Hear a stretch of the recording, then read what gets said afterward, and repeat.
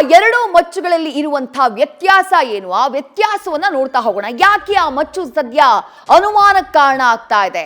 ಎಲ್ಲರೂ ಆ ಮಚ್ಚಿನ ಬಗ್ಗೆ ಯಾಕೆ ಪ್ರಶ್ನೆ ಮಾಡ್ತಿದ್ದಾರೆ?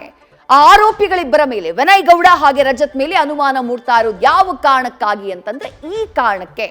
ಇಲ್ಲಿ ಕ್ಲಿಯರ್ ಕಟ್ ಒಂದು ಡಿಫರೆನ್ಸ್ ನ ನಿಮ್ಗೆ ತೋರಿಸುವಂತಹ ಪ್ರಯತ್ನವನ್ನ ನಾವು ಮಾಡ್ತಾ ಇದ್ವಿ. ಈ ಮಚ್ಚನ್ನ ನೀವೇನ್ ನೋಡ್ತಾ ಇದ್ದೀರಿ, ಈ ಮಚ್ಚು ರಜತ್ ಹಾಗೆ ವಿನಯ್ ಗೌಡ ತಮ್ಮ ರೀಲ್ಸ್ ನಲ್ಲಿ ಅವರು ಬಳಕೆ ಮಾಡಿದಂತಹ ಮಚ್ಚು, ಜೊತೆಗೆ ಆ ಶೋ ನಲ್ಲಿ ಬಳಕೆಯಾದಂತಹ ಮಚ್ ಇದೇನೆ. ಈ ಮಚ್ಚು ಸ್ವಲ್ಪ ಬ್ಲಾಕ್ ಕಲರ್ ನಲ್ಲಿ ಇದೆಯಲ್ಲ, ಬ್ಲಾಕ್ ಶೇಡ್ ನಲ್ಲಿ ಇದೆ, ಸ್ವಲ್ಪ ರಸ್ಟ್ ಹಿಡಿದ ಹಾಗೆ ಕಾಣಿಸ್ತಾ ಇದೆ. ಈ ಮಚ್ಚು ರೀಲ್ಸ್ ನಲ್ಲಿ ಹಾಗೆ ಆ ಶೋ ನಲ್ಲಿ ಬಳಕೆಯಾದಂತಹ ಮಚ್ಚು. ಇನ್ನು ಈ ಮಚ್ಚು ಏನಿದೆ, ಬಹಳ ಕ್ರಿಸ್ಟಲ್ ಕ್ಲಿಯರ್ ಆಗಿ, ಬಹಳ ಸ್ಟೀಲ್ ಶೈನಿಂಗ್ ಆಗಿ ಏನ್ ಕಾಣಿಸ್ತಾ ಇದೆ, ಇದು ಪೊಲೀಸರಿಗೆ ಒಪ್ಪಿಸಿರುವಂತಹ ಮಚ್ಚು. ಅಂದ್ರೆ ರೀಲ್ಸ್ ನಲ್ಲಿ ಬಳಕೆ ಮಾಡಿದ್ ನಾವು ಇದೇ ಮಚ್ಚನ್ನ, ನಾವು ಡಮ್ಮಿ ಮಚ್ಚನ್ನ ಬಳಸಿದ್ವಿ, ಅದು ಒರಿಜಿನಲ್ ಅಲ್ಲ, ಅದು ಫೈಬರ್ ಮಚ್ಚು ಅಂತ ಹೇಳಿ ಕೊಟ್ರಲ್ಲ ಪೊಲೀಸರಿಗೆ ತಗೊಂಡು ಹೋಗಿ ಸ್ಟೇಷನ್ ನಲ್ಲಿ, ಆ ಮಚ್ಚಿದು ಪೊಲೀಸರು ಸೀಸ್ ಮಾಡಿರುವಂತಹ ಮಚ್ಚು. ಅಲ್ಲಿಗೆ ಡಿಫರೆನ್ಸ್ ನಿಮ್ಗೆ ಬಹಳ ಕ್ಲಿಯರ್ ಆಗಿ ಕಾಣಿಸ್ತಾ ಇದೆ. ಏನೇನ್ ವ್ಯತ್ಯಾಸ ಇದೆ ಅದನ್ನ ನೋಡ್ತಾ ಹೋಗೋಣ. ಮೊದಲನೇದಾಗಿ ಆ ಹಿಡಿಗಳನ್ನ ನೀವು ಗಮನಿಸಬೇಕು. ಇಲ್ಲಿ ಹಿಡಿ ಏನಿದೆ, ಈ ಹಿಡಿಯ ಲೆಂತ್ ಅನ್ನ ಗಮನಿಸಿ. ಇವರು ಪೊಲೀಸರಿಗೆ ಕೊಟ್ಟಿರುವಂತಹ ಹಿಡಿಯ ಫೈಬರ್ ಮಚ್ಚಿ ಏನಿದೆ ಅದರ ಲೆಂತ್ ಅನ್ನ ಗಮನಿಸಿ. ಈ ಲೆಂತ್, ಹಿಡಿಯ ಲೆಂತ್ ಎಷ್ಟು ದೊಡ್ಡದಿದೆ, ಅದು ಎಷ್ಟು ಉದ್ದವಾಗಿದೆ ಹಿಡಿ, ಅದೇ ಇಲ್ಲಿ ಅವರು ರೀಲ್ಸ್ ಮಾಡುವಾಗ ಬಳಸಿದಂತಹ ಆ ಮಚ್ಚಿನ ಹಿಡಿ ಎಷ್ಟು ಲೆಂತ್ ಇದೆ ಅನ್ನೋದನ್ನ ಬಹಳ ಕ್ಲಿಯರ್ ಆಗಿ ನೋಡಬಹುದು. ಇದು ಸಣ್ಣದಾಗಿದೆ ಹಿಡಿ, ಇಲ್ಲಿ ಹಿಡಿನೇ ದೊಡ್ಡದಾಗಿದೆ, ಜೊತೆಗೆ ಹಿಡಿಯ ಶೇಪ್ ಕೂಡ ಡಿಫರೆಂಟ್ ಆಗಿದೆ. ಇದು ಪೊಲೀಸರಿಗೆ ಕೊಟ್ಟಿರುವಂತಹ, ಅವರು ಒಪ್ಪಿಸಿರುವಂತಹ ಫೈಬರ್ ಮಚ್ಚು, ಕಂಪ್ಲೀಟ್ಲಿ ಡಿಫರೆಂಟ್ ಹಿಡಿ. ಜೊತೆಗೆ ತುಕ್ಕು ಹಿಡಿದಿರೋದು ಬಹಳ ಕ್ಲಿಯರ್ ಆಗಿ ಕಾಣಿಸ್ತಾ ಇದೆ. ಇಡೀ ಮಚ್ಚು ಆ ರಸ್ಟ್ ಹಿಡಿದಿರೋದು ಬಹಳ ಸ್ಪಷ್ಟವಾಗಿ ಕಾಣಿಸುತ್ತೆ. ಆ ವಿಡಿಯೋನ ನೋಡಿದ್ರು ಕೂಡ ನೀವು ಅದನ್ನ ಗೇಜ್ ಮಾಡಬಹುದು. ಅದೇ ಪೊಲೀಸರಿಗೆ ಒಪ್ಪಿಸಿರುವಂತಹ ಈ ಮಚ್ಚು ಏನಿದೆ, ಇವರೇನು ಫೈಬರ್ ಮಚ್ಚು ಅಂತ ಹೇಳ್ತಿದ್ದಾರೆ, ನಾವು ಬಳಕೆ ಮಾಡಿದ್ದು ಅಂತ ಹೇಳಿ, ಕಂಪ್ಲೀಟ್ ಶೈನಿಂಗ್ ಇದೆ ಇದು. ಅಲ್ಲಿಗೆ ಬರೀ ಕಣ್ಣಿನಲ್ಲಿ ನೋಡಿದ್ರೇನೆ ಆ ಡಿಫರೆನ್ಸ್ ಗೊತ್ತಾಗುತ್ತೆ. ಒಂದ್ ಕಡೆ ರಸ್ಟ್ ಹಿಡ್ಕೊಂಡಿದೆ, ಬ್ಲಾಕ್ ಕಲರ್ ನಲ್ಲಿದೆ, ಮತ್ತೊಂದ್ ಕಡೆಗೆ ಕಂಪ್ಲೀಟ್ ಆಗಿ ಶೈನಿಂಗ್ ನಲ್ಲಿದೆ. ಸರಿ, ಅಷ್ಟು ಮಾತ್ರನಾ?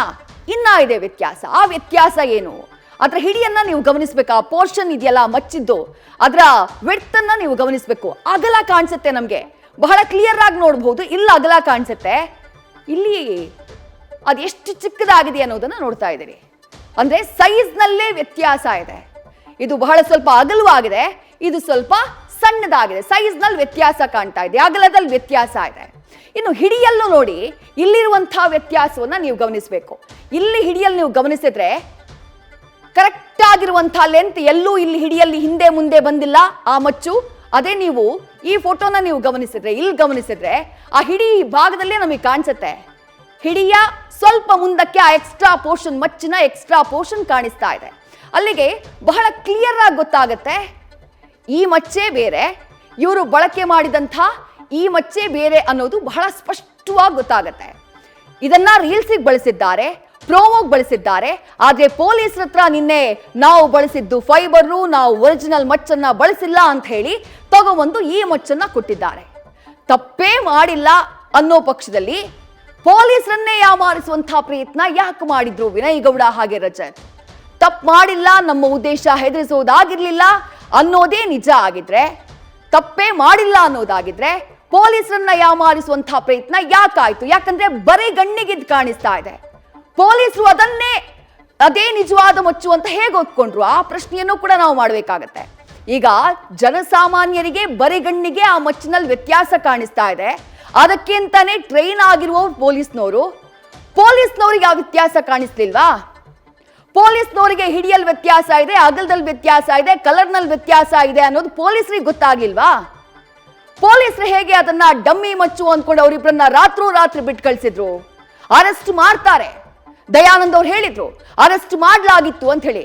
ಅರೆಸ್ಟ್ ಮಾಡ್ತಾರೆ, ಆರೋಪಿಗಳಿಬ್ಬರ ಫೋಟೋನ ಸ್ಟೇಷನ್ ನಲ್ಲಿ ನಿಲ್ಲಿಸಿ ತೆಗಿತಾರೆ. ಅದಾದ ಬಳಿಕ ರಾತ್ರಿ ಬಿಟ್ಟು ಕಳಿಸ್ತಾರೆ, ಡಮ್ಮಿ ಮಚ್ಚನ್ನ ಇಟ್ಕೊಂಡು ಬಿಟ್ಟು ಕಳಿಸ್ತಾರೆ. ಜನಸಾಮಾನ್ಯರ ಕಣ್ಣಿಗೆ ಕಂಡಂತಹ ವ್ಯತ್ಯಾಸ ಪೊಲೀಸರ ಕಣ್ಣಿಗೆ ಕಾಣಿಸ್ಲಿಲ್ವಾ ಅನ್ನೋದೇ ಪ್ರಶ್ನೆ. ಹಾಗಾಗಿ ಇಲ್ಲಿ ಆರೋಪಿಗಳ ನಡೆ ಬಗ್ಗೆಯೂ ಅನುಮಾನ ಇದೆ, ಮತ್ತೊಂದು ಕಡೆ ಪೊಲೀಸರ ನಡೆಯ ಬಗ್ಗೆಯೂ ಅನುಮಾನಗಳು ಮೂಡ್ತಾ ಇವೆ.